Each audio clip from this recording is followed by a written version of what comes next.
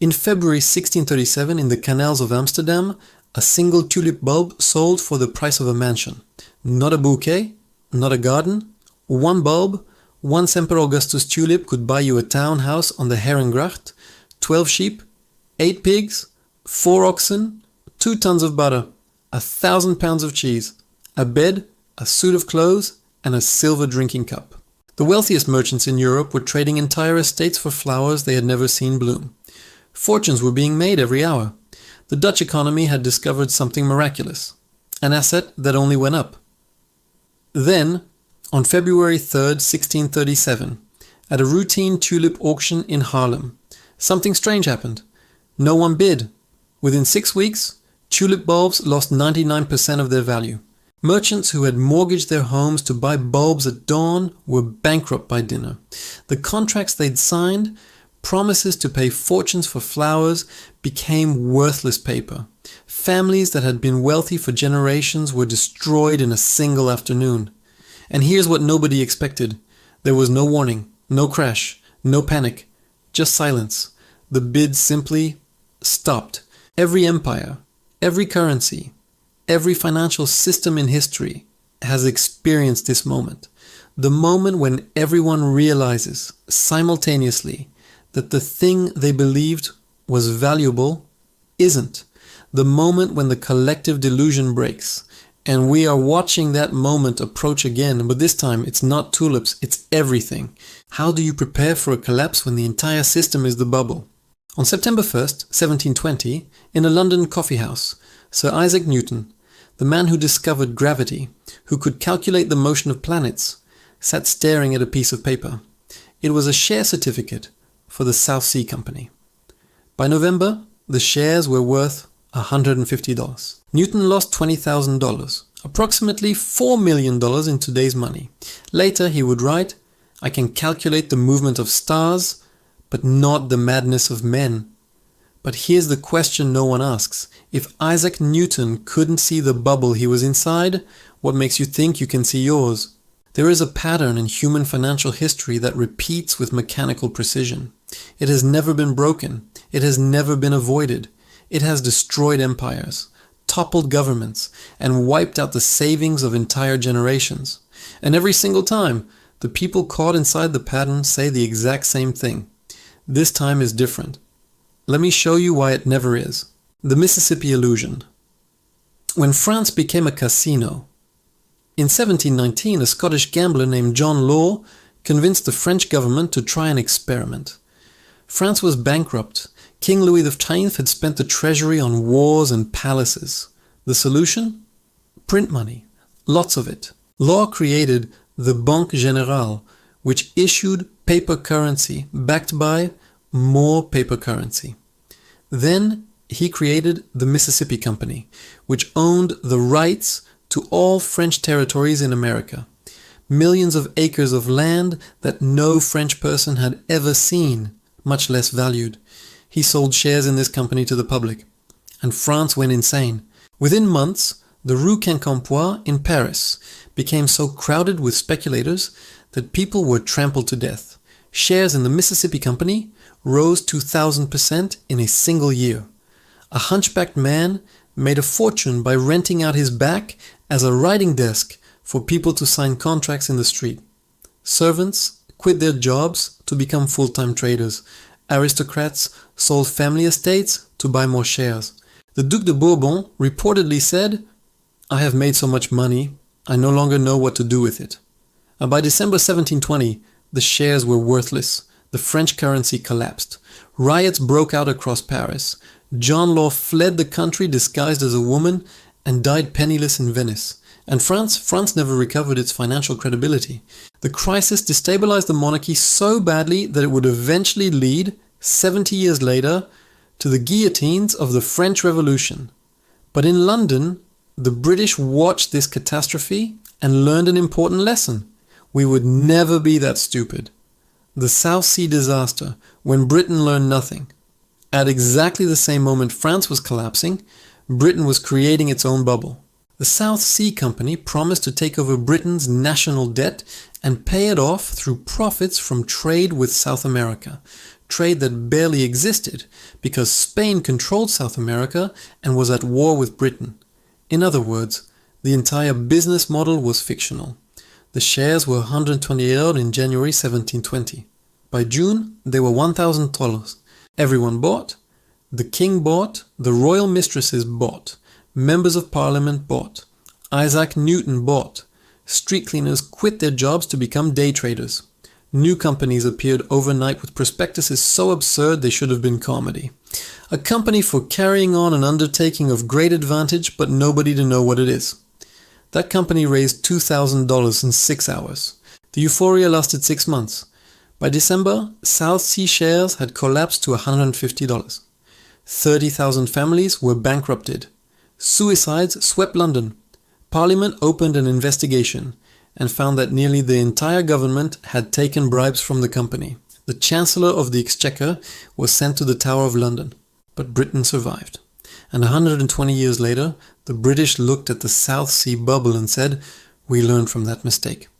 They hadn't. Railway mania. When Britain did it again. In the 1840s, Britain discovered the future. Railroads. Rails could move goods faster than canals. They could move people faster than horses. They could connect cities, nations, continents.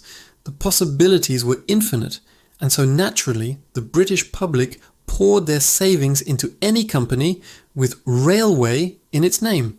Between 1844 and 1847, Parliament approved 9,500 miles of new railway construction, more than the entire existing rail network.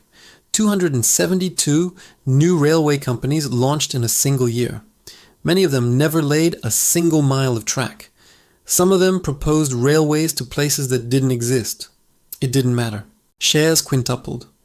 Aristocrats, clergy, shopkeepers, widows, everyone borrowed money to buy railway shares. One historian estimates that nearly every middle-class family in Britain was invested. The Prime Minister himself was a railway speculator. And then, in 1847 it ended. Credit tightened. Share prices fell, construction stopped. Of the 272 companies launched, 240 went bankrupt. Investors lost the equivalent of $500 billion in today's money. Middle-class families who had been comfortable became destitute overnight. Suicide rates spiked. But the technology was real, the optimists said. The railways did exist. Britain had learned to separate real innovation from speculation. They hadn't. The dotcom bubble. When America reinvented the wheel. In 1999, America discovered the future. The Internet. The Internet could connect people instantly. It could sell products without stores. It could deliver information without paper. The possibilities were infinite, and so naturally the American public poured their retirement savings into any company with com in its name, pets. Com sold pet supplies at a loss and spent $1.2 million on a Super Bowl ad. Web then promised same-day grocery delivery to your door, and went bankrupt owing $1 billion. Boo. Com sold fashion online and burned through $135 million in 18 months. It didn't matter. The Nasdaq rose 400% in 5 years. Day trading became a full-time profession. Secretaries quit their jobs to trade tech stocks from home. The phrase irrational exuberance entered the dictionary, but nobody stopped buying. Then, in March 2000, it ended. The Nasdaq fell from 5,048 to 1,114, a 78% collapse. $5 trillion of wealth evaporated in 2 years. Hundreds of companies went bankrupt. Retirement accounts were cut in half. Middle-class families who had felt wealthy in 1999 were broke by 2002. But the technology was real, the optimist said. The internet survived. We learned to identify real businesses from fake ones. We hadn't. The pattern, no one sees. Do you notice it? 4 different centuries, 4 different technologies, 4 different countries, but the exact same story. Act 1. A new innovation appears.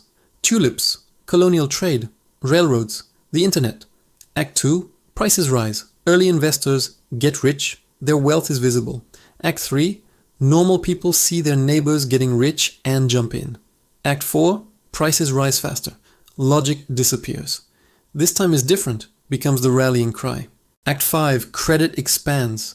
People borrow money to invest because not being in the market feels like losing money. Act 6, the peak. Prices reach absurd levels. Everyone is invested. Even the skeptics buy in because they're tired of being wrong.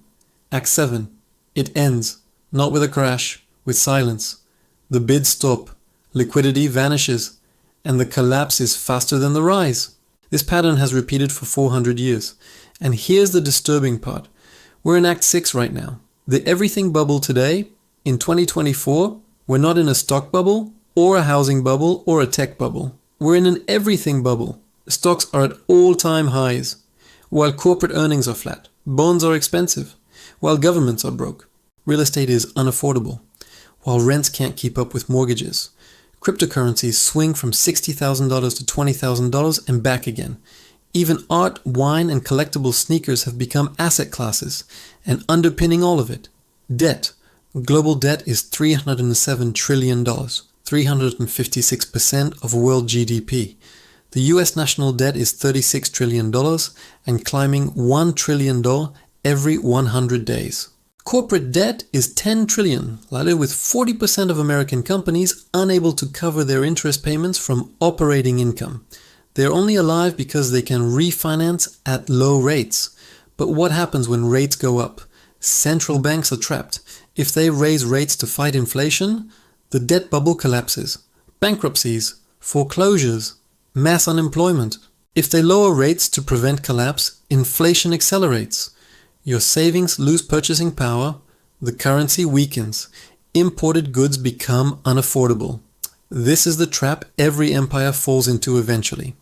And we'll see exactly how it happened before, and why it's happening again, in the next section. Because the debt crisis we're facing isn't new. The Romans faced it, the Spanish faced it, the French faced it, the Japanese are still facing it, and every single one of them believed, right up until the end, that their situation was different. It never is. On August 15th, 1971, President Richard Nixon appeared on television and told the American people a lie. I have directed Secretary Connolly to suspend temporarily the convertibility of the dollar into gold, he said. The word temporarily would become one of the most expensive words in economic history. That suspension has now lasted 53 years. What Nixon didn't say, what he couldn't say, was that America was bankrupt. The Vietnam War, the Great Society programs, the space race, all of it had been financed with debt. And foreign governments knew it. France had already started shipping US dollars back to America, demanding gold in return. The gold reserves at Fort Knox were draining. Within months, they would have been empty. So Nixon did what every leader does when the debt becomes unpayable. He changed the rules. He closed the gold window. Dollars would no longer be backed by anything except the promise that they were worth something.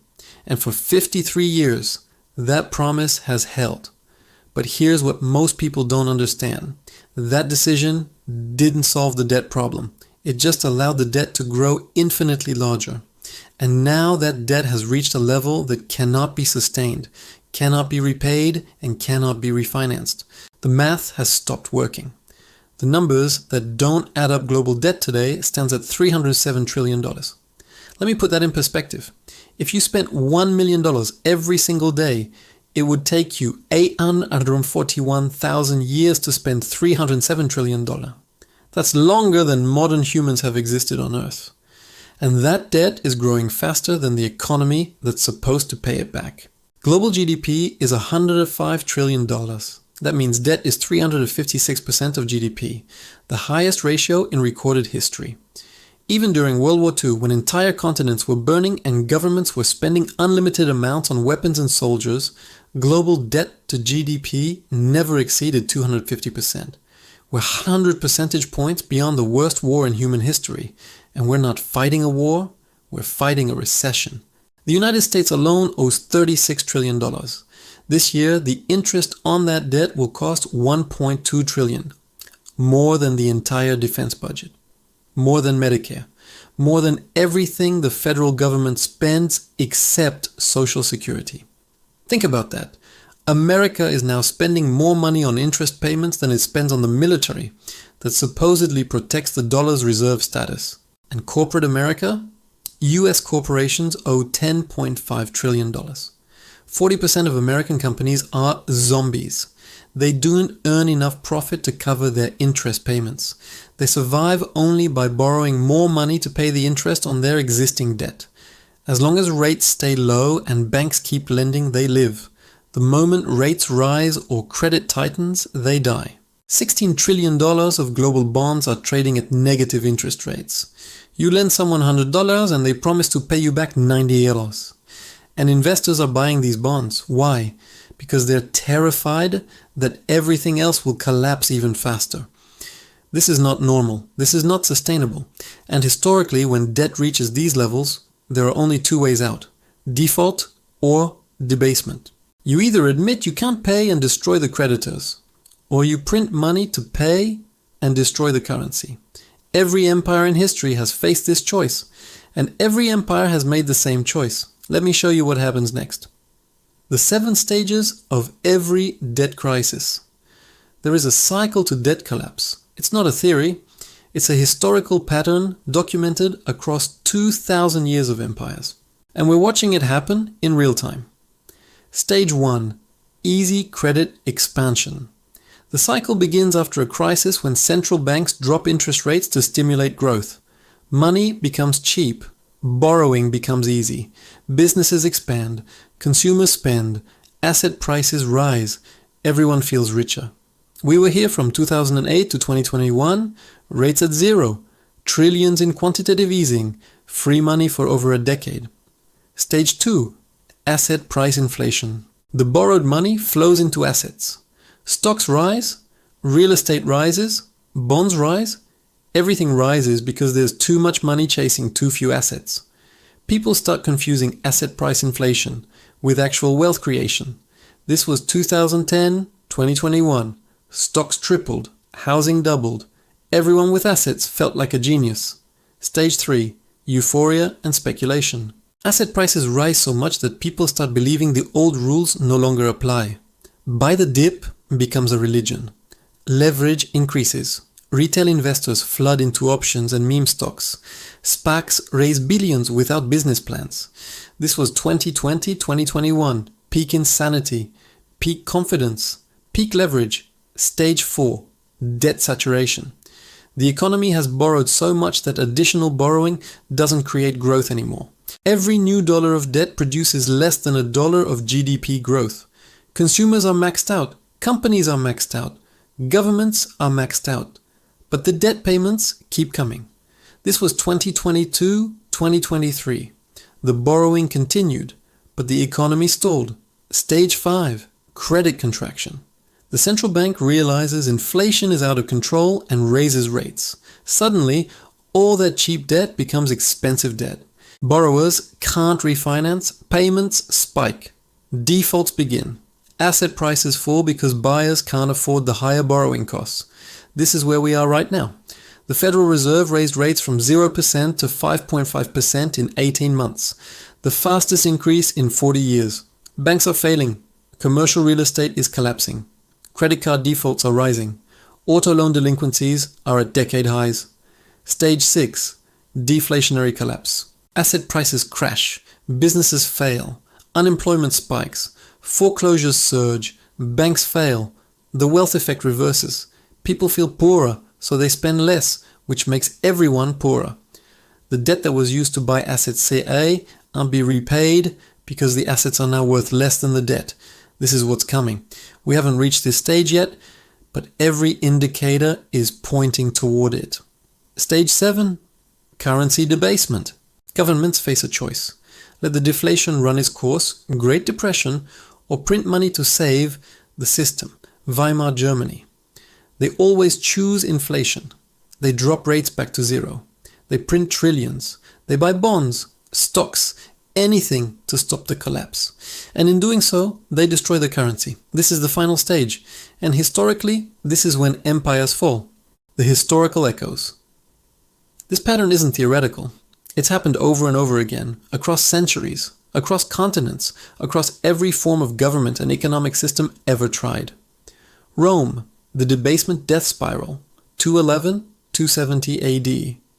The Roman Empire once minted coins with 95% silver content.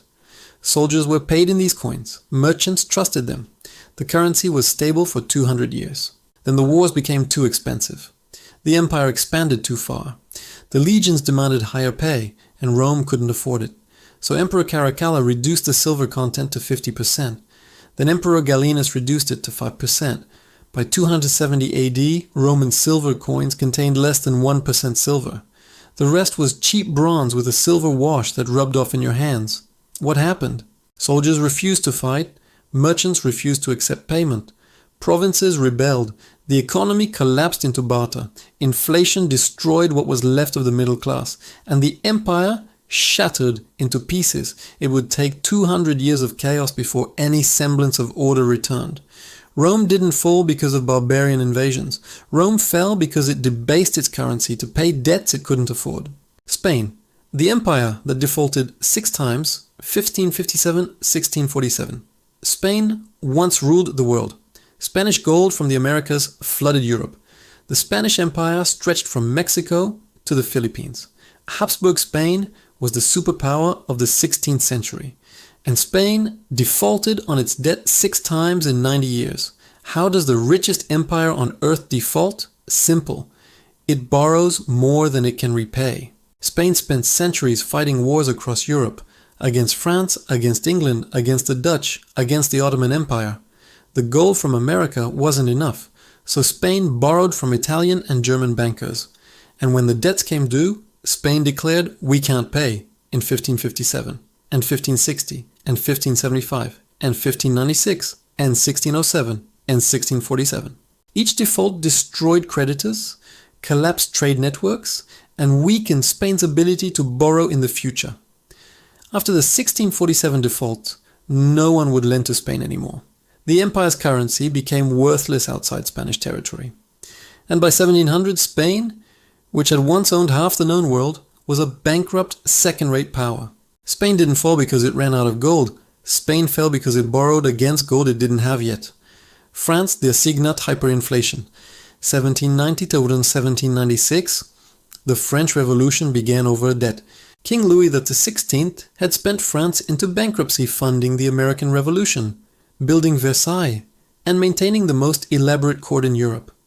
By 1789, half of all government revenue went to interest payments on existing debt. There was nothing left for roads, schools, or the army. So the revolutionary government tried something new.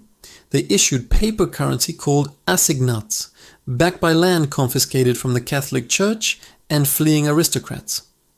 The first issue in 1790 was modest, 400 million livres, backed by land worth far more. It worked. The currency held value. The government could pay its bills, so they printed more and more and more. By 1795, they had printed 40 billion livres, 100 times the original issue. Bread cost 200 livres in the morning and 400 livres at night. Workers demanded payment twice a day because their wages lost value by the hour. A coat that cost 50 livres in 1790 cost 5,000 livres in 1795. Savings were wiped out. Pensions became worthless. The middle class that had supported the revolution turned against it. By 1796, assignats were so worthless that people used them as wallpaper. France abandoned paper currency entirely and returned to gold and silver coins, the very system the assignats were supposed to replace. France didn't fall because of the revolution. The revolution happened because France had already fallen into a debt trap it couldn't escape. Japan, the 35-year warning, 1989 present. In 1989, Japan was unstoppable. Japanese corporations were buying American landmarks. Rockefeller Center, Pebble Beach Golf Course, Columbia Pictures. Japanese real estate was so valuable that the Imperial Palace grounds in Tokyo were theoretically worth more than all of California. Then the bubble popped. Real estate fell 80%. Stocks fell 75%. And they stayed down for 35 years. Japan's government responded by cutting interest rates to 0. Then below 0. They printed money. Quantitative easing before it had a name. They bailed out banks, propped up zombie companies, bought stocks directly, and none of it worked. Today, Japan's debt to GDP is 270%, the highest of any developed nation. Interest rates have been at 0 for 25 years. An entire generation has lived their entire working lives in economic stagnation. Wages haven't risen since 1995. Young people can't afford homes. Birth rates collapsed. Japan is still the third largest economy in the world. But it's trapped. It can't raise rates without triggering mass bankruptcies. It can't cut spending without collapsing the economy. It can't inflate its way out because exports would become uncompetitive. Japan is a living warning. Once you enter the debt trap, there is no escape. Only decades of slow, grinding decline. The mathematical inevitability. There is a point of no return with debt. A mathematical threshold where collapse becomes inevitable. That threshold is simple. When the cost of servicing the debt exceeds economic growth. If your economy grows 2% per year, but interest on your debt costs 3% per year, you're getting poorer every single year. The debt compounds faster than your ability to pay it. You enter a death spiral. The United States is at that threshold right now. GDP growth, 2% per year. Interest payments as a percentage of GDP, 3.2% and rising. The gap is small now, but it's widening. And there is no policy, no political party, no economic theory that can close it without either default or debasement. We've entered stage 5 of the debt crisis. Stage 6 is coming. And after that, stage 7. But debt is only the first warning sign. The second warning sign is even more disturbing because it's about power, about who rules the world, about what happens when the empire that created the current system is no longer the empire in charge. And that rotation is happening faster than anyone in Washington wants to admit. On July 26, 1956, Egyptian President Gamal Abdel Nasser stood before a crowd in Alexandria and announced he was nationalizing the Suez Canal. Britain's Prime Minister, Anthony Eden, was having dinner when he heard the news. He went pale. Then he said, "The Egyptian has his thumb on our windpipe." He was right. 2/3 of Europe's oil passed through that canal. Britain's entire economy, its power, its influence, its imperial prestige, depended on controlling that 120-mile waterway. Nasser seizing it wasn't just an economic threat. It was an existential threat to Britain's status as a world power. So Britain did what empires do. It prepared for war. Along with France and Israel, Britain launched a military operation to retake the canal. British paratroopers landed in Egypt. The operation was militarily successful. Within days, they controlled the canal zone. Victory seemed certain. Then President Eisenhower picked up the phone. He told Eden, "Withdraw immediately, or America will destroy the British pound." Eisenhower didn't threaten to send troops or impose sanctions. He threatened to sell America's holdings of British debt, which would collapse the pound and bankrupt Britain overnight. Eden had no choice. Britain withdrew. The mission was abandoned. Nasser kept the canal. And in that single moment, the world learned a new truth. Britain was no longer an empire. America was. The baton had been passed. The imperial rotation was complete. Most people alive today don't remember that moment, but historians do. They mark 1956 as the year the British Empire officially ended. Not with a declaration or a treaty, but with a phone call. And right now in 2025, we're living through the same rotation again. The American Empire is ending, and most Americans don't even know it's happening. The 5 triggers of imperial decline, all present now. Empires don't collapse randomly. They follow a pattern. There are always 5 triggers, 5 specific conditions that signal the beginning of the end. Historians have documented these triggers across every major empire for 2,000 years. Roman Empire, Mongol Empire, Spanish Empire, Ottoman Empire, British Empire, and all 5 triggers are flashing red in America right now. Trigger 1. Overextended military commitments. America has 750 military bases in 80 countries. US troops are deployed in 150 nations. The Pentagon's budget is $827 billion per year, more than the next 10 countries combined. And what has it achieved? 20 years in Afghanistan. Lost. 20 years in Iraq. Chaos. Libya. Syria. Yemen. All disasters. American military power can destroy any country on earth, but it can't stabilize a single one. Every intervention costs trillions and produces nothing but resentment and debt. This is the first sign of imperial overextension, when the cost of maintaining the empire exceeds the benefit of having it. Trigger 2. Loss of reserve currency status. In 1999, the US dollar accounted for 71% of global foreign exchange reserves. Today, it's 58% and falling. That 13 percentage point drop represents trillions of dollars in lost demand for US Treasury bonds. It means foreign governments are slowly, quietly moving away from the dollar. They're not abandoning it overnight. That would be too disruptive. But they're diversifying. Selling dollars, buying gold, buying yuan, buying euros. Why? Because America has weaponized the dollar. We've frozen Russian reserves, sanctioned Chinese companies, threatened European banks, used SWIFT as a weapon. And the world has learned a dangerous lesson. Holding dollars means giving America a veto over your economy. So they're finding alternatives. And once reserve currency status is lost, it never comes back. Trigger 3. Internal political fracture. Both American political parties now agree on one thing. The system is broken. The left says it's broken because corporations control politics, and wealth inequality is extreme. The right says it's broken because unelected bureaucrats control everything, and traditional values are under attack. They disagree on the cause, but they agree on the conclusion. The current system cannot continue. That's the fracture, not disagreement. Disagreement is healthy. The fracture is the loss of shared belief in the legitimacy of the system itself. And historically, when a population stops believing their government is legitimate, two things happen: populism or authoritarianism. Sometimes both. Trigger 4. Declining manufacturing and productivity. In 1985, the United States produced 25% of global manufactured goods. Today, it's 16%. China produces 28%. America doesn't make its own steel anymore, or its own chips, or its own pharmaceuticals, or its own rare earth minerals. The supply chains for everything from cars to computers to weapon systems run through China. This is catastrophic for a superpower. You cannot remain a global empire if you cannot produce your own goods.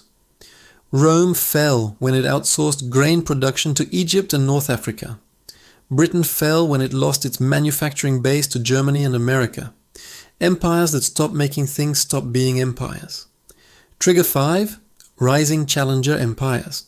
In 2001, the G7 nations, US, Japan, Germany, UK, France, Italy, Canada, accounted for 65% of global GDP. Today they're 30%. The BRICS nations, Brazil, Russia, India, China, South Africa, recently expanded to include Saudi Arabia, UAE, Iran, Egypt, Ethiopia, now account for 36% of global GDP and 46% of the world's population. China's Belt and Road Initiative has invested $1 trillion across 152 countries, building ports, railways, highways, 5G networks. They're creating the infrastructure of the next world order. And it's not denominated in dollars. For the first time since 1945, there is a viable alternative to American-led global order, and that alternative is actively being built right now. The historical precedent, how empires rotate. Most people think empires fall suddenly. Barbarians at the gates, a final climactic battle, collapse. But that's not how it works. Empires rotate. Power transfers from one dominant nation to another over decades, and the process is always the same. The Ottoman Empire, the sick man of Europe, not 1700, at that time 1922. In 1683, the Ottoman Empire besieged Vienna with 300,000 troops. They were the most powerful military force in Europe. They controlled the Mediterranean, the Middle East, North Africa, the Balkans. For 400 years, they had been unstoppable. Then they started losing wars, first to Austria, then to Russia, then to everyone. By 1800, the Ottomans were borrowing money from European banks to fund their military. By 1875, they defaulted on their debt. They owed £200 million and couldn't pay. European powers kept the empire alive artificially because they couldn't agree on how to divide its territories. The Ottomans became known as the sick man of Europe, an empire everyone knew was dying, but no one could safely kill. Then came World War I. The Ottomans picked the wrong side, lost, and the empire was carved into pieces. Turkey, Iraq, Syria, Lebanon, Jordan, Israel, Palestine, all former Ottoman territory, redrawn by British and French diplomats. The final end came in 1922. The Sultanate was abolished. The Ottoman currency collapsed. The empire that had lasted 623 years vanished from the map. The warning?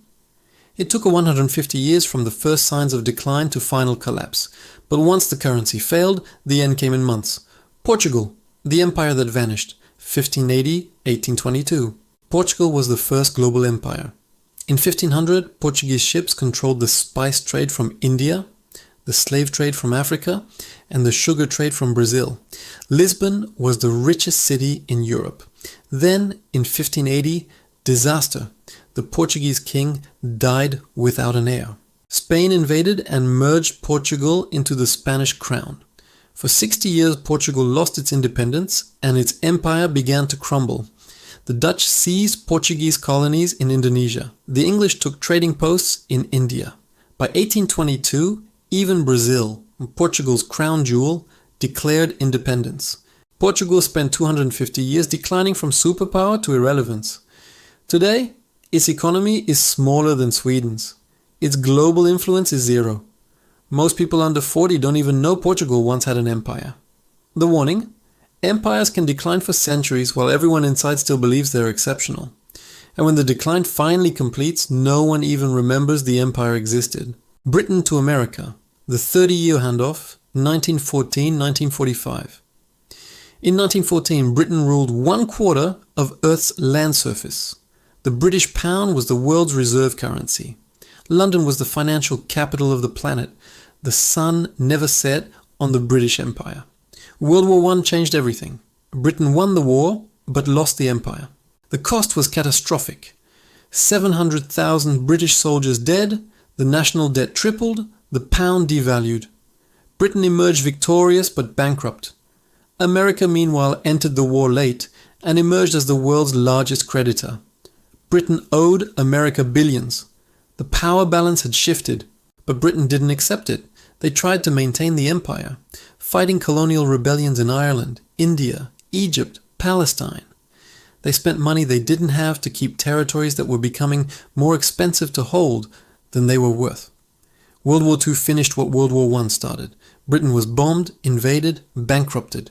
By 1945, Britain owed America $31 billion, $4.7 trillion in today's money.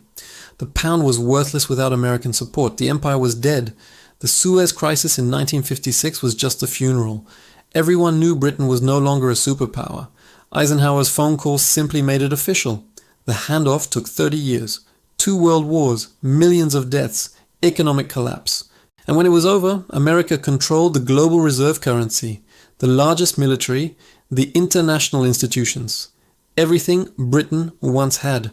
And now, 80 years later, it's happening again. The BRICS threat, the world after the dollar. In August 2023, the BRICS nations announced they were developing an alternative to the dollar for international trade. Most Americans ignored it.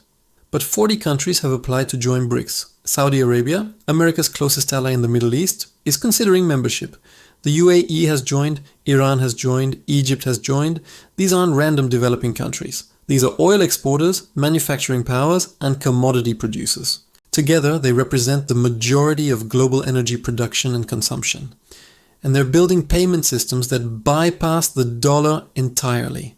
China and Russia trade in yuan and rubles. India buys Russian oil in rupees. Saudi Arabia is considering selling oil to China in yuan. Each bilateral deal is small, but the cumulative effect is catastrophic for dollar dominance. Because once the world stops needing dollars to buy oil, food, and goods, they stop needing to hold dollars in reserve. And once they stop holding dollars, they start selling them. And when the world sells dollars, Treasury yields spike. The US government's borrowing costs explode. The debt becomes unserviceable. And the empire enters terminal decline. This is the second warning sign. The debt crisis is internal.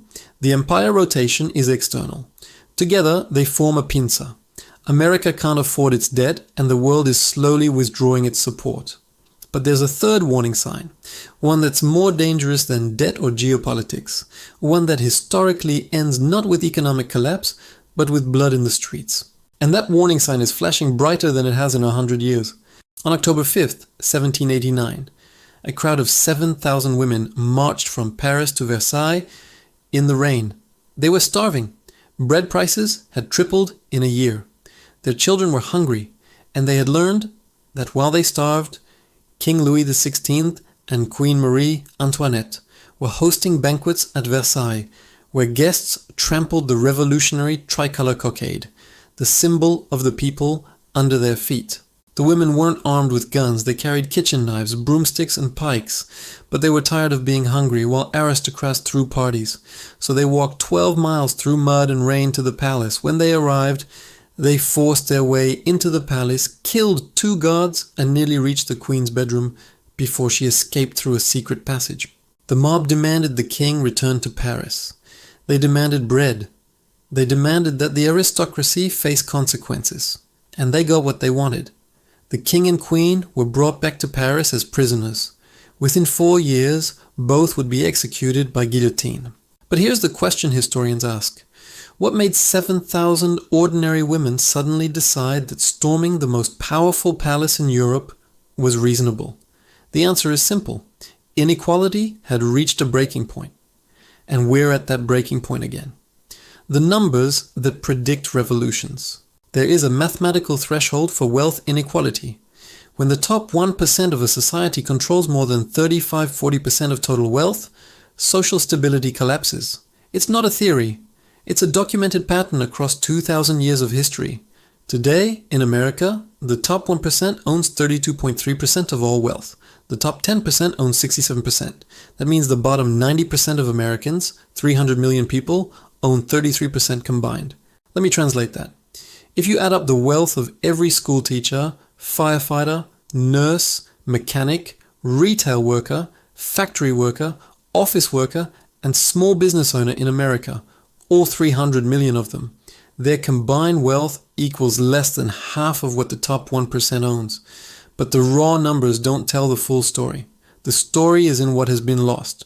In 1970, a single income household could afford a home, a car, healthcare, and save for retirement. Median home price was 2.5 times median income. College cost $8,000 for 4 years. A factory worker could support a family of 4. Today, median home price is 7.8 times median income. College costs $120,000 for 4 years. A factory worker qualifies for food stamps. The middle class, the buffer between the rich and the poor, the group that stabilizes democracies, is being systematically destroyed. Not by accident, not by market forces, by policy choices that favor capital over labor, assets over wages, the old over the young.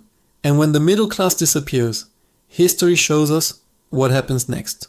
The 3 phases before social collapse. Societies don't go from stable to revolutionary overnight. There's a process, a sequence, 3 distinct phases that every collapsing society moves through. Phase 1, economic inequality becomes mathematically extreme. This is where we are now. The gap between rich and poor isn't just wide, it's historically unprecedented. Real wages have been stagnant for 50 years while productivity doubled. Corporate profits as a share of GDP hit all-time highs, while labor's share hit all-time lows. Housing, healthcare, education, the 3 foundations of middle-class life, have all become unaffordable. Millennials are the first generation in American history expected to be poorer than their parents. Gen Z is even worse off. Student debt, $1.7 trillion. Credit card debt, $1.1 trillion. Auto loan debt, $1.6 trillion. Medical debt, $195 billion. Combined, that's $4.6 trillion in consumer debt. Debt people took on just to maintain the lifestyle their grandparents achieved with a single income. This is phase 1. Inequality so extreme, it becomes visible in daily life. When your neighbors are working 2 jobs and still can't pay rent, inequality isn't an abstract statistic anymore. It's survival. Phase 2, political extremism, rises on both left and right. When economic inequality becomes unbearable, People stopped trusting the political center. They turned to extremes. Politicians who promised to burn down the system and rebuild it. On the left, socialism, wealth taxes, nationalization. On the right, nationalism, strongman leaders, scapegoating. The specific ideology doesn't matter.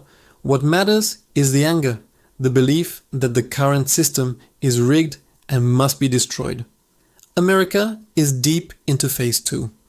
Both political parties have been taken over by populists who represent complete rejection of the previous consensus. The left and right agree on nothing except this: the elites are corrupt, the system is broken, and something drastic must be done. This is the warning sign. When political extremism rises on both sides simultaneously, it means the center has collapsed. And when the center collapses, what comes next is rarely peaceful. Phase 3. System legitimacy collapses. Revolution or autocracy. The final phase is when people stop believing the system can be reformed. They stop voting because they don't believe elections matter. They stop obeying laws because they don't believe laws are just. They stop paying taxes because they don't believe the government represents them. At this point, the system faces two options: revolution or repression.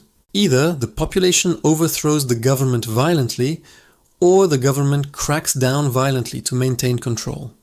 History shows this pattern is remarkably consistent. And every time, the people in power believe it won't happen to them, right up until it does. The historical pattern. When inequality becomes unbearable, France. 1789, aristocrats owned everything, paid nothing.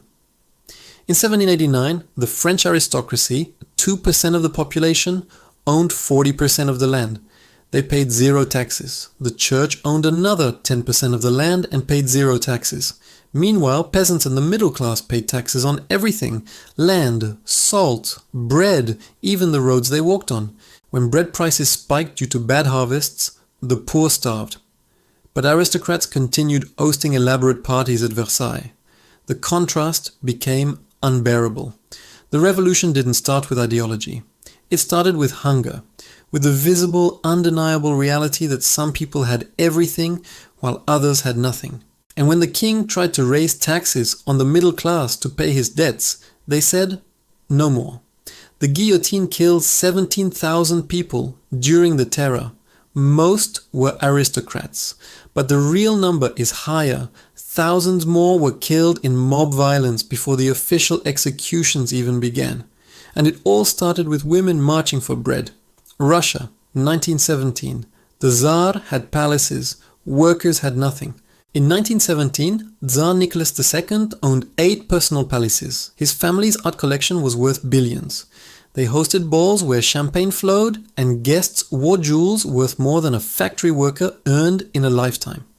Meanwhile, Russian workers lived in barracks, 12-hour workdays, 6-day weeks. Wages so low that families starved if a single paycheck was missed.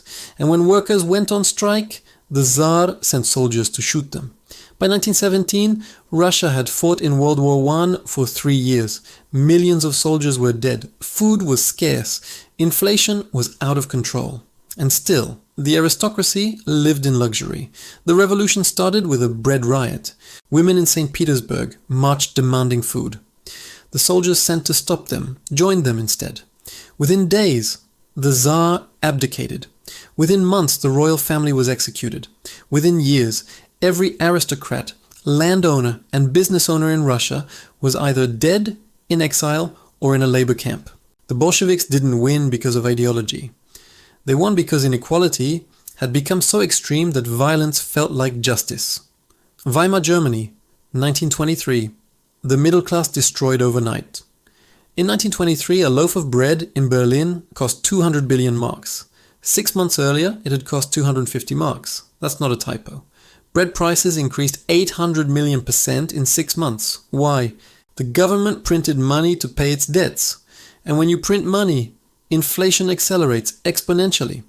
Middle-class families that had saved for generations watched their life savings become worthless in weeks. Teachers, doctors, engineers, respectable professionals couldn't afford food. Retirement accounts vanished. Pensions became worthless. University professors begged for scraps in the street. The wealthy survived. They owned land, factories, foreign currency, but the middle class was annihilated. And what did they do? They turned to extremism. The Nazi Party's first surge in support came directly after the hyperinflation crisis. Germans who had lost everything were willing to support anyone who promised to restore order and punish those responsible. Weimar Germany is the warning.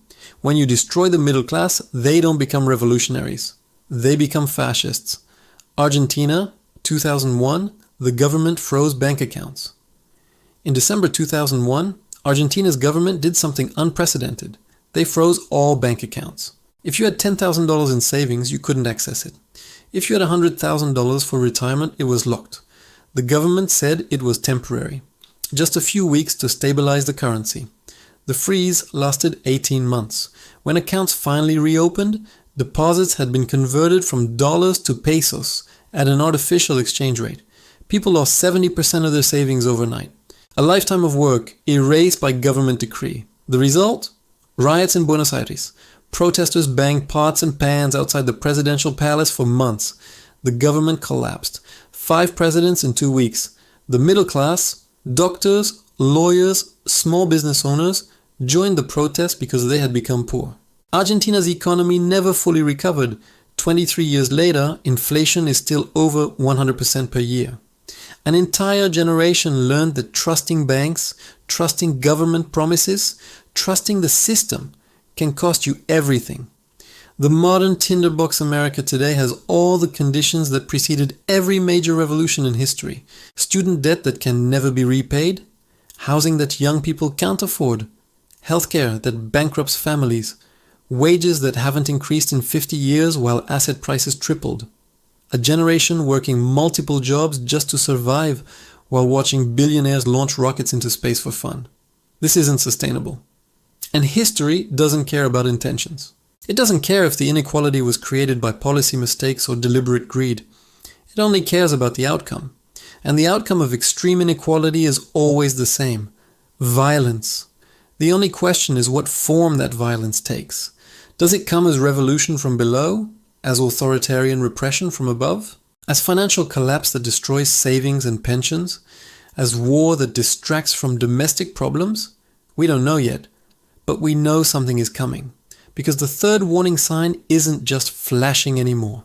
It's screaming, and what makes it even more dangerous is that it's happening at the exact same time as the debt crisis and the empire rotation. 3 simultaneous breaking points, 3 systemic failures converging at once, which brings us to the question everyone's asking but nobody wants to answer. What happens next? There are 3 scenarios, and none of them are good. There's a moment in every crisis when the outcome becomes inevitable but not yet visible. The debt is unsustainable, but the payments are still being made. The currency is dying, but prices haven't collapsed yet. The empire is falling, but the military still looks powerful. Everything appears stable, right up until the moment it doesn't. We're in that moment now. The question isn't whether a crash is coming. The mathematics guarantee it. The question is, what form will the crash take? There are 3 possible scenarios. I'm going to walk you through each one using real historical examples of how they played out before. And here's what you need to understand. We don't get to choose which scenario happens. The choice was already made years ago when governments chose debt over discipline, when central banks chose inflation over reality, when politicians chose easy answers over hard truths. We're just waiting to see which collapse we get. Scenario A. Deflationary collapse. Great Depression 2.0. This is what happens when the debt bubble bursts and no one can print fast enough to stop it. Asset prices crash. Stocks fall 70-90%. Real estate falls 50%. Bonds default. The wealth effect reverses instantly. People who felt rich last year are broke this year. Consumption collapses. Businesses fail. Unemployment spikes. Banks collapse because the loans they made can't be repaid and the collateral is worthless. This isn't theory. This is exactly what happened in America from 1929 to 1933. The Great Depression, when everything fell at once, 1929-1933. On October 24th, 1929, Black Thursday, the stock market fell 11% in a single day. Panic selling overwhelmed the exchanges. By the following Tuesday, the Dow had fallen 23%. Within 3 years, it fell 89% from peak to trough. But the stock market crash wasn't the real disaster. The real disaster was what happened next. Banks failed. In 1929, there were 25,000 banks in America. By 1933, 10,000 had collapsed. When a bank failed, depositors lost everything. There was no FDIC insurance back then. Families that had savings on Monday were destitute by Friday. Unemployment hit 25%. 1 in 4 American workers had no job. Families lost their homes. The Hoovervilles, shanty towns made of scrap metal and cardboard, appeared in every major city. Bread lines stretched for blocks. Suicide rates spiked. GDP fell 30% from 1929 to 1933. Industrial production fell 50%. International trade collapsed by 65%. Deflation set in. Prices fell 27% in 4 years, which sounds good until you realize it meant businesses couldn't make profit and workers got pay cuts. And here's the part history books don't emphasize enough. It took World War II, World War II to end it. Not policy, not stimulus, not monetary intervention. It took the complete mobilization of the economy for total war. Millions of men drafted into the military, factories converted to weapons production, rationing of consumer goods, government spending that made the New Deal look tiny. Without the war, the depression might have lasted decades. That's scenario A. Assets destroyed, savings gone, unemployment catastrophic, a decade of misery that only ends with either complete economic restructuring or a major war that forces employment and production. And the terrifying part? We're more vulnerable to this scenario now than we were in 1929. Why? Because in 1929, 70% of Americans lived on farms or in rural areas. They could grow food. They could survive without money. Today, 2% of Americans are farmers. If the economic system collapses, 98% of the population has no way to feed themselves. Scenario B, inflationary spiral, currency destruction. This is what happens when governments refuse to let the deflationary collapse occur. They print money endlessly and the currency dies. Prices rise exponentially. Not 5% or 10%. We're talking 50% to 100%, 1000% per month. Savings become worthless. Salaries become meaningless. Everyone rushes to convert currency into anything real. Food, fuel, gold, foreign currency. The economy reverts to barter or switches to a foreign currency entirely. This isn't theory. This is exactly what happened in Zimbabwe from 2007 to 2009. Zimbabwe. When money became worthless, 2007-2009. In 2007, Zimbabwe's President Robert Mugabe faced a problem. The government was bankrupt. Tax revenues had collapsed after Mugabe seized white-owned farms and gave them to political supporters who didn't know how to farm them. Agricultural production fell 70%. Exports disappeared. The economy was in free fall. So Mugabe did what bankrupt governments do. He printed money. The Reserve Bank of Zimbabwe printed currency to pay soldiers, civil servants, and government contractors. At first, inflation was manageable. 20%, 50%, 100% per year. High, but survivable. Then it accelerated. By 2008, inflation was 231 million% per year. Let me put that in perspective. Prices doubled every 24.7 hours. If bread cost $1 on Monday morning, it cost $2 on Tuesday morning, $4 on Wednesday morning, $8 on Thursday morning. The government kept printing larger bills. First $100,000 notes, then $1 million notes, then $10 million notes, finally $100 trillion notes, the largest denomination currency ever printed. A $100 trillion bill could buy 3 eggs. Workers demanded to be paid twice a day because their morning wages were worthless by afternoon. People carried money in wheelbarrows to buy groceries. Store shelves emptied because farmers refused to accept Zimbabwean dollars for food. They wanted US dollars, South African rand, anything real. By 2009, Zimbabwe abandoned its currency entirely. The Zimbabwean dollar ceased to exist. The country now uses US dollars, South African rand, British pounds, and several other foreign currencies. Zimbabwean money is sold to tourists as a souvenir of hyperinflation. Everyone who had savings in Zimbabwean banks lost everything. Pensioners who had worked 40 years found their retirement accounts wouldn't buy a loaf of bread. The middle class was annihilated. That's scenario B. The government prints to avoid default, the currency collapses, and anyone holding cash, bonds, or bank deposits is wiped out overnight. Property and gold hold value. Everything else becomes worthless paper. And the terrifying part, this scenario is becoming more likely every day. The US government can't cut spending without riots. It can't raise taxes without economic collapse. The only tool left is printing money. And once they start, it's almost impossible to stop. Scenario C, the managed decline, decades of stagnation. This is the best case scenario, and it's still terrible. The government doesn't let the deflationary collapse happen, but they also don't print enough to cause hyperinflation. Instead, they keep the system on life support. Zero interest rates forever. Negative real rates that slowly steal wealth from savers. Zombie companies kept alive with cheap credit. An economy that doesn't grow but doesn't collapse either. Just decades of slow, grinding decline. This isn't theory. This is exactly what happened to the Soviet Union from 1970 to 1991. The Soviet Union. The slow collapse. 1970 to 1991. In 1970, the Soviet Union looked stable. It had nuclear weapons, a massive military, influence across half the world.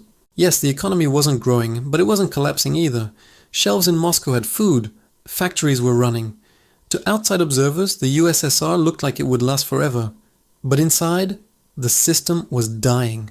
Soviet GDP growth had fallen from 5% per year in the 1960s to 2% in the 1970s to 0% by the 1980s. Productivity was stagnant. Technology was decades behind the West. The only thing keeping the economy alive was high oil prices. The USSR was the world's largest oil exporter. Then, in 1985, oil prices collapsed. Soviet revenues fell 50%. The government couldn't pay for imports anymore. Consumer goods disappeared from stores. Food lines stretched for hours. The currency, the ruble, was worthless outside Soviet borders. But the system didn't collapse. Not yet. The government kept paying salaries, even though those salaries couldn't buy anything. They kept the factories open, even though they produced nothing of value. They kept the borders closed, so people couldn't leave. For 20 years, the Soviet Union was a zombie empire. Alive on paper, dead in reality. Then, in 1991, it all fell apart in 18 months. The Berlin Wall fell. Republics declared independence. The Communist Party collapsed. The Soviet Union ceased to exist. And everyone who had savings in rubles, pensioners, workers, anyone who trusted the system, lost everything when the currency became worthless. That's scenario C. Decades of no growth, no opportunity, no hope. Financial repression where negative real interest rates slowly drain your savings. Capital controls that trap your money inside the country. Rising authoritarianism to keep the system from imploding. Then, when the end finally comes, it comes fast. Cyprus, 2013. The bail-in template. There's a modern version of this scenario we need to discuss. In March 2013, Cyprus had a banking crisis. The banks were insolvent. They'd made bad loans to Greece and lost billions. The Cypriot government couldn't bail them out because it was broke too. So the European Union proposed something unprecedented. A bail-in. Instead of the government or central bank rescuing the banks, the depositors would pay. Every bank account in Cyprus was frozen. When they reopened, accounts under $100,000 lost 9.9%. Accounts over $100,000 lost 47.5%. People went to sleep with $200,000 in savings and woke up with $105,000. Half their wealth, confiscated overnight by government decree. This set a precedent. The European Union called it a template for future banking crises.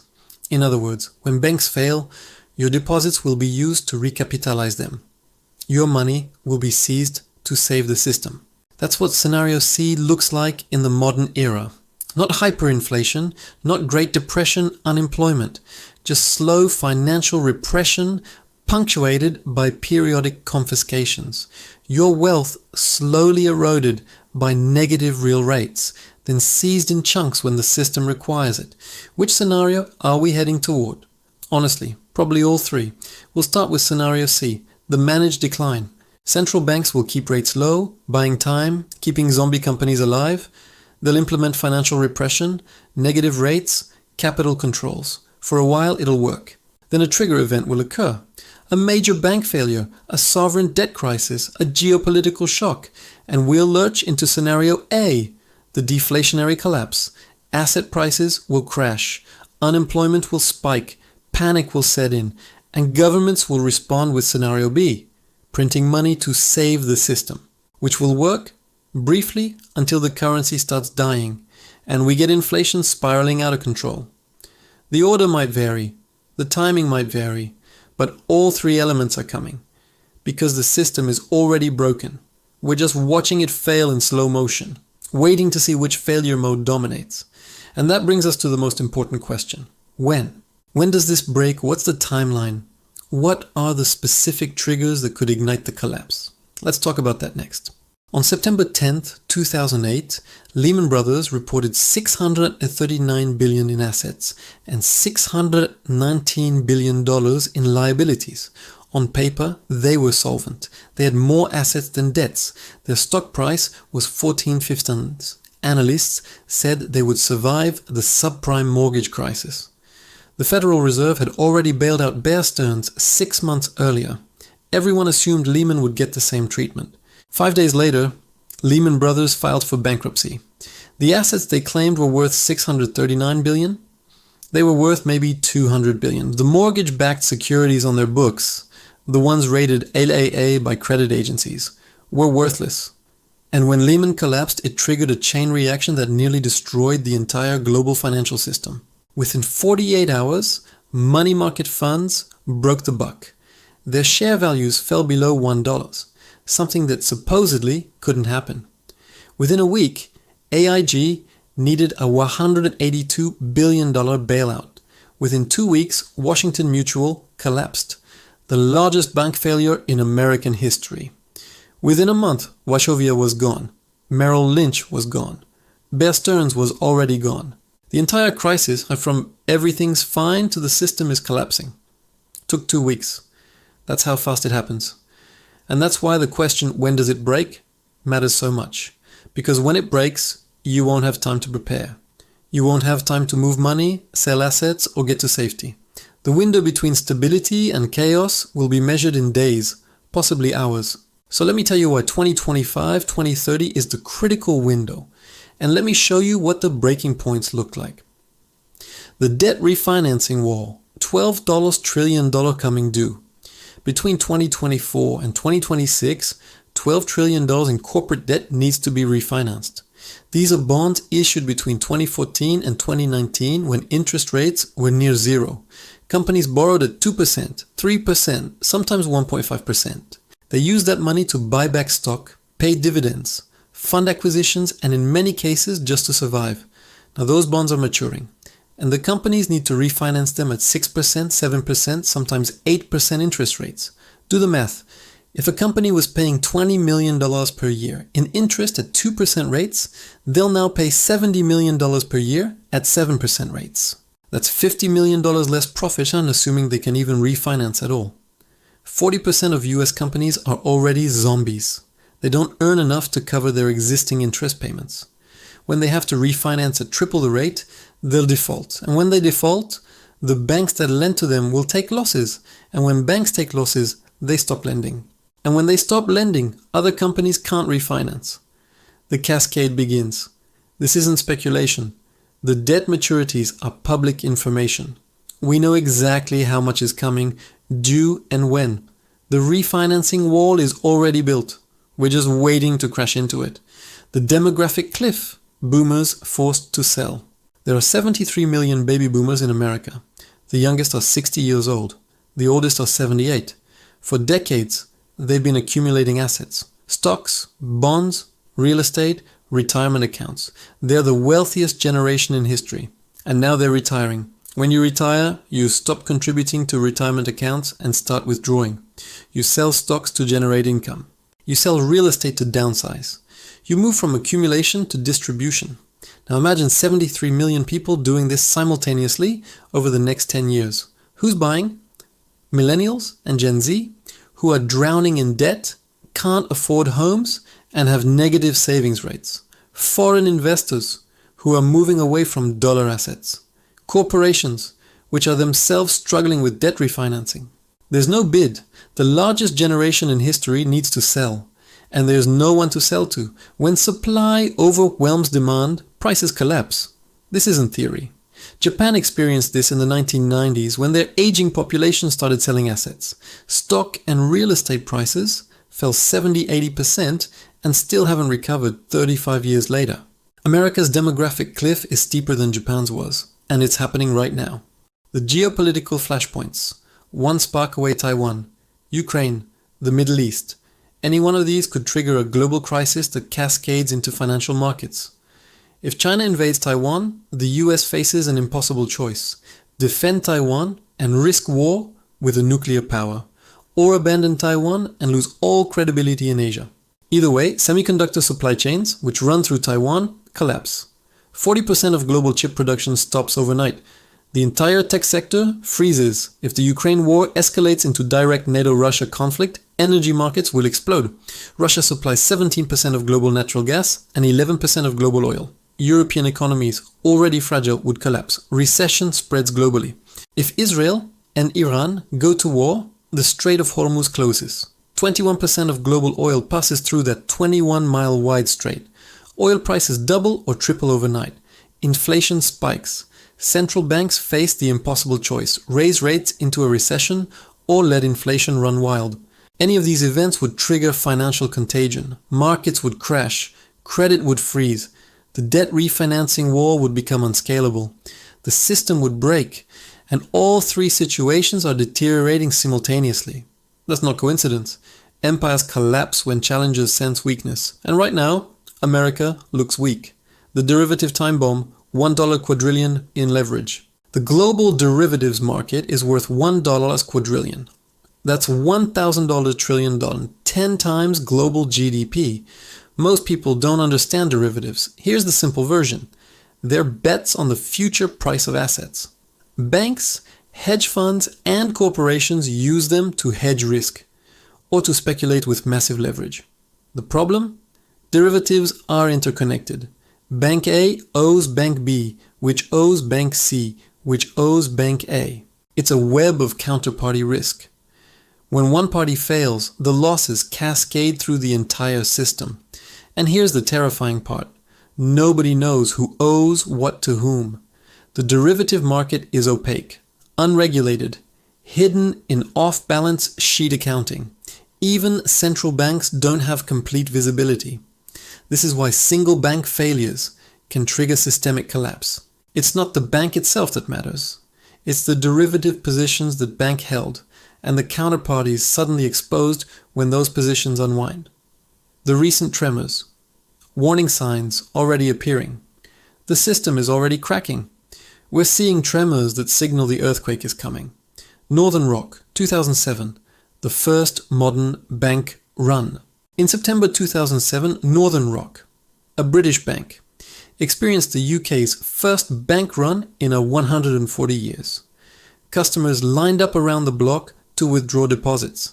The bank collapsed within 3 days. Why? Northern Rock had funded long-term mortgages with short-term borrowing. When credit markets froze, they couldn't refinance their debts. The business model collapsed instantly. The Bank of England bailed them out. But Northern Rock was the canary in the coal mine, the first visible sign that the 2008 crisis was coming. Lehman Brothers, 2008, when the system nearly died. Lehman's collapse triggered global panic. Credit markets froze. Banks stopped trusting each other. The commercial paper market, where corporations borrow for day-to-day operations, disappeared. Companies couldn't make payroll. The ATMs almost stopped working. The Federal Reserve, European Central Bank, and Bank of Japan had to pump $9 trillion into the system to prevent total collapse. Even then, GDP fell 4%, unemployment hit 10%, and 9 million Americans lost their homes. Lehman had $639 billion in assets. Today, there are banks with $2 trillion, $3 trillion in assets. What happens when one of them fails? Iceland, 2008, when an entire banking system evaporated. In October 2008, Iceland's three largest banks, which together held assets worth 10 times Iceland's GDP, collapsed in 7 days. The government couldn't bail them out. The banks were too large. Foreign depositors lost billions. The Icelandic krona fell 50% against the dollar. Inflation spiked to 18%. Unemployment tripled.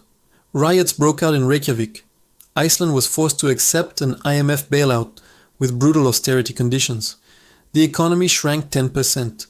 It took a decade to recover, and Iceland's banks were tiny compared to global megabanks. Imagine what happens when a Deutsche Bank, Credit Suisse, or Bank of America faces the same death spiral. Oh wait, we don't have to imagine. Credit Suisse, 2023, 167 years, gone in 72 hours. In March 2023, Credit Suisse collapsed. Founded in 1856, it had survived 2 world wars, the Great Depression, and the 2008 financial crisis. It was one of the 30 systemically important banks in the world. Too big to fail. It failed in 3 days. On Wednesday, March 15th, Credit Suisse was a functioning bank. By Friday, March 17th, it was being absorbed by UBS in a forced merger orchestrated by the Swiss government. Shareholders were wiped out. Bondholders lost $17 billion overnight. The speed was shocking, but the cause wasn't years of mismanagement, risky bets, derivative exposure, and loss of depositor confidence. When the run started, it was over before regulators could react. Credit Suisse is the warning. The system is more fragile than anyone admits. The next failure will be faster and bigger. The speed of modern collapse, measured in hours. In 1929, the stock market crash took 4 years to fully play out. In 2008, it took 18 months from Bear Stearns to Lehman. The next crisis will be measured in weeks, and possibly days. Why? Because everything is interconnected now. High-frequency trading can sell billions of dollars of assets in milliseconds. A bank run doesn't require lines of people. Just clicks on a smartphone app. News spreads globally in seconds. Panic is instant.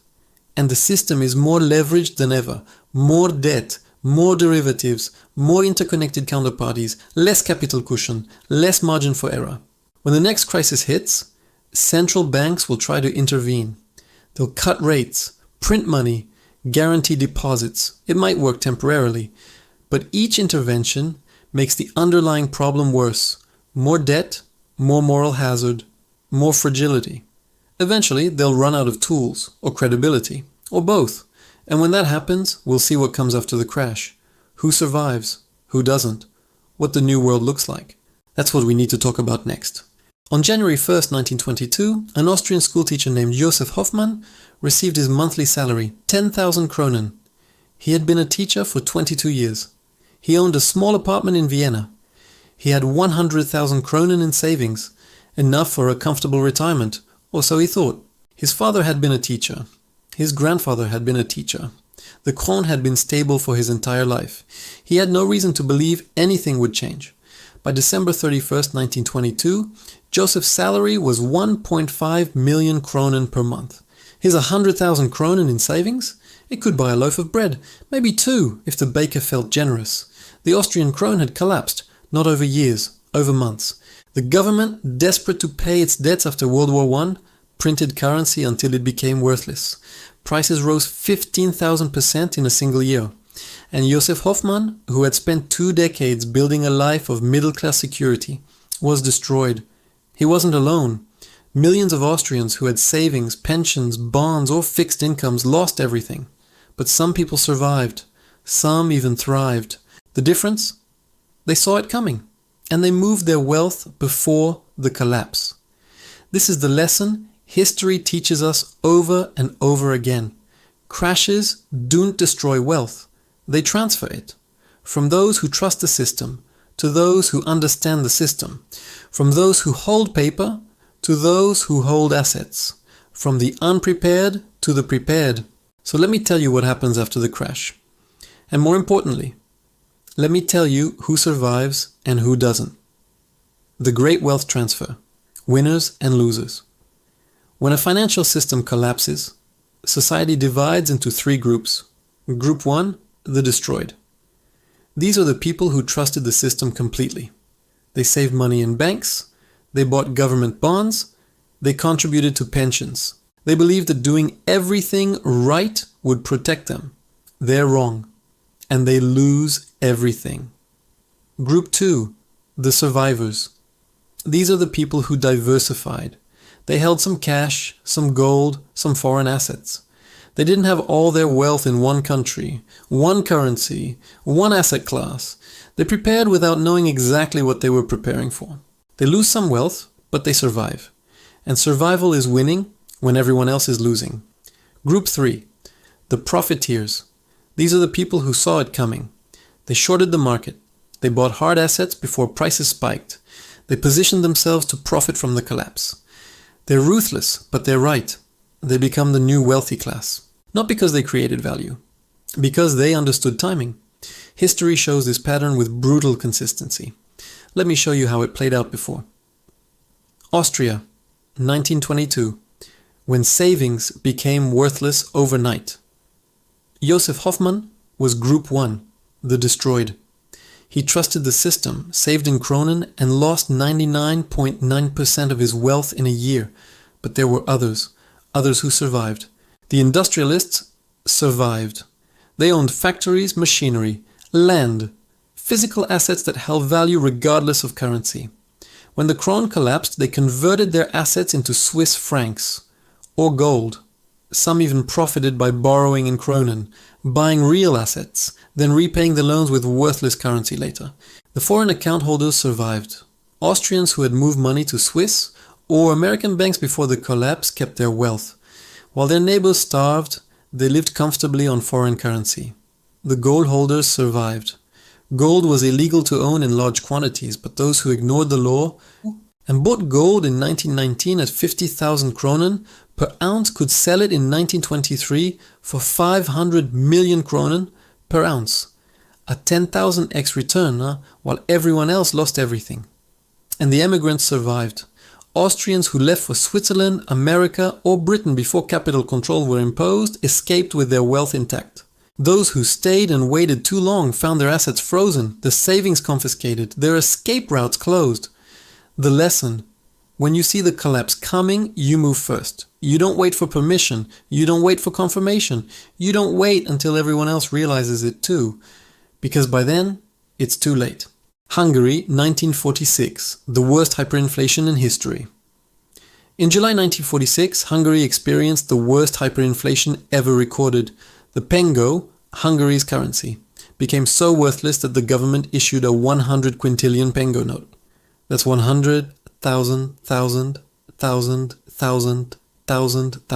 pengo. 100 quintillion. It could buy a single egg. At the peak, prices were doubling every 15 hours, not 15 days. 15 hours! A loaf of bread that cost 1,000 pengo at breakfast cost 2,000 at lunch and 4,000 at dinner. The Hungarian middle class, professionals, small business owners, civil servants, was annihilated. Anyone with savings in a bank account lost everything. Pensions became worthless in days. Government bonds became toilet paper. But again, some survived. The farmers survived. They had food. When currency becomes worthless, food becomes currency. Farmers who had been lower middle class before the inflation became wealthy because they controlled the one thing everyone needed. The black market traders survived. They dealt in foreign currency. Dollars, Swiss francs, gold. They ignored the government's price controls and traded at real market rates. Yes, it was illegal, but survival doesn't care about legality. And the factory owners survived. Those who owned productive assets, machines, buildings, intellectual property, converted them into foreign ownership structures. When the pengo died, they reconstituted their wealth in the new currency. The losers, everyone who trusted the government, everyone who believed the inflation was temporary, everyone who waited for things to go back to normal. They never did. The pengo was abolished entirely. Hungary switched to a new currency, the forint, and anyone holding pengo got 0.2 2.1 forint for each pengo, essentially zero. The lesson: in hyperinflation, anything denominated in the collapsing currency, savings, bonds, pensions, insurance policies, goes to zero. Only physical assets and foreign currency survive. Uganda, 1972. When you have 90 days to leave. On August 4th, 1972, Ugandan dictator Idi Amin announced that all Asians, approximately 80,000 people, mostly of Indian descent, had 90 days to leave the country. They could take nothing with them. No property, no bank accounts, no businesses. They could take one suitcase of personal belongings and $100 in cash. That's it. These weren't poor people. The Ugandan Asian community controlled 90% of the country's businesses. They owned shops, factories, farms, trading companies. Many were third-generation Ugandans. They thought of Uganda as home. It didn't matter. They had 90 days. Most lost everything. Their businesses were seized, their bank accounts frozen, their properties confiscated. Families that had been wealthy on August 3rd were refugees on November 3rd. But some survived. Some even rebuilt. The ones who survived were the ones who had diversified internationally before the expulsion. They had bank accounts in London, Nairobi, Mumbai. They had business partnerships outside Uganda. They had family abroad who could sponsor them. They had portable skills, accounting, trading, languages that were valuable anywhere. And here's what's remarkable. Many of them rebuilt their wealth within a decade. The Ugandan Asians who settled in Britain started new businesses. Within 20 years, they were wealthier than they'd been in Uganda. Not because they got reparations, they got nothing, but because they had skills, networks, and international connections. The ones who didn't survive. Those who had everything in Uganda. Those who trusted that their property rights would be respected. Those who couldn't imagine that the government would simply take everything. The lesson: political risk is real. Authoritarian governments can and will confiscate wealth when it's convenient. Diversifying across jurisdictions isn't paranoia, it's survival insurance. Venezuela, 2010s. Present: the slow motion collapse. Venezuela today is a real-time case study in wealth destruction. In 2010, Venezuela had the highest GDP per capita in South America. It had the world's largest proven oil reserves. The bolivar was stable, the middle class was thriving. Then the government started printing money to fund social programs. Inflation began. First 20% per year, then 50%, then 200%, then 1000%. By 2018, inflation hit 1000% per year. Today, a minimum wage salary in Venezuela is worth $5 per month. $5. Teachers, doctors, engineers, professionals can't afford food. Venezuelans have lost an average of 24 pounds from malnutrition. Hospitals have no medicine. 3/4 of the population lives in poverty.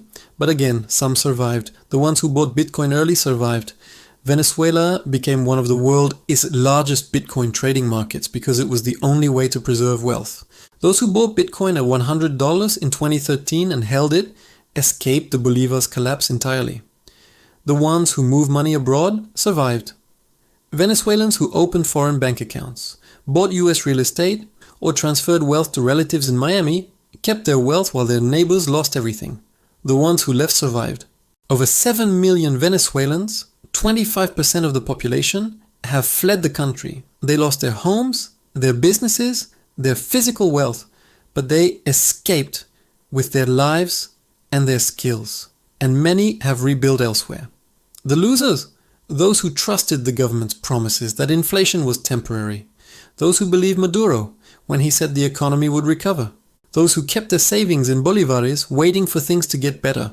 They're still waiting, and they've lost everything. The lesson: slow motion collapses are worse than sudden crashes because they give you false hope. You keep thinking it'll turn around. You keep waiting for the bottom. But the bottom keeps falling. And by the time you realize you need to act, capital controls are in place and escape is impossible. The New World Order, what comes after? So what does the world look like after the crash? Multipolar currency system. The dollar won't disappear overnight, but it'll be one currency among several. Yuan for Asian trade, Euro for European trade, gold-backed currencies for nations that don't trust paper. Bitcoin and cryptocurrencies for those who don't trust governments at all. Capital controls. Governments will trap money within their borders. You won't be able to move large sums abroad without permission. Foreign exchange will be rationed. Bank withdrawals will be limited. The financial system will become a cage. Wealth taxes and confiscations. When governments are desperate, they take. Wealth taxes on assets above certain thresholds. Solidarity levies on bank accounts. Pension fund seizures. Mandatory purchases of government bonds. It's all been done before and it'll be done again. Social unrest and authoritarianism. When people lose everything, they become dangerous. Riots, protests, political extremism, and governments respond with force, surveillance, control, emergency powers that become permanent. This isn't speculation. This is the pattern every collapse system follows. Why this crash is different? But here's what makes the coming crash different from every previous collapse. It's global. When Austria collapsed in 1922, you could flee to Switzerland. When Venezuela collapsed in 2015, you could flee to Colombia or America. But where do you flee when the entire global system is interconnected? When the dollar, euro, yuan, and yen are all in trouble simultaneously. It's digital. In 1929, if you had gold buried in your backyard, the government couldn't find it. Today, every bank account, every stock holding, every crypto transaction is tracked. There's nowhere to hide wealth electronically. It's fast. In 1929, the crash took 4 years. In 2008, it took 18 months. The next one will take weeks. High-frequency trading, algorithmic selling, instant global communication. The speed of collapse will be unprecedented. It's dependent. In 1929, 70% of Americans were farmers. They could grow food. Today, 2% are farmers. The other 98% depend entirely on the system for food, water, electricity, everything. When the system breaks, there's no fallback. This is why the coming crash isn't just an economic event. It's a civilizational event. The final warning, remember Joseph Hoffmann, the Austrian schoolteacher? He died in 1924, 2 years after the currency collapsed. Not from starvation, but from suicide. His life's work, his savings, his retirement, his sense of dignity, all destroyed in 12 months. He never recovered, psychologically or financially. The wealthy Austrians who moved their money to Switzerland, and they survived. Some returned years later and bought Vienna real estate for pennies. They profited from the crisis that destroyed Joseph. That's the truth no one wants to say out loud. Crashes create winners and losers, and the determining factor isn't luck, it's preparation. If you're reading this and thinking, this is fear-mongering, this is pessimism, this won't happen to me, you're Joseph Hoffmann. You're the Austrian teacher who trusted the system. You're the Venezuelan professional who thought inflation was temporary. You're the Ugandan Asian who didn't believe the government would seize everything. And you're going to lose. But if you're reading this and thinking, what can I do? How do I prepare? How do I become one of the survivors? Then you have a chance. This isn't fear-mongering, this is pattern recognition. And the pattern has never been broken. In February 1637, when the tulip bid stopped, the Dutch merchants who had bought bulbs on credit lost everything. But the merchants who had sold their bulbs at the peak and converted to gold, they survived. Some became even wealthier in the aftermath by buying assets from bankrupt families. The crash is coming.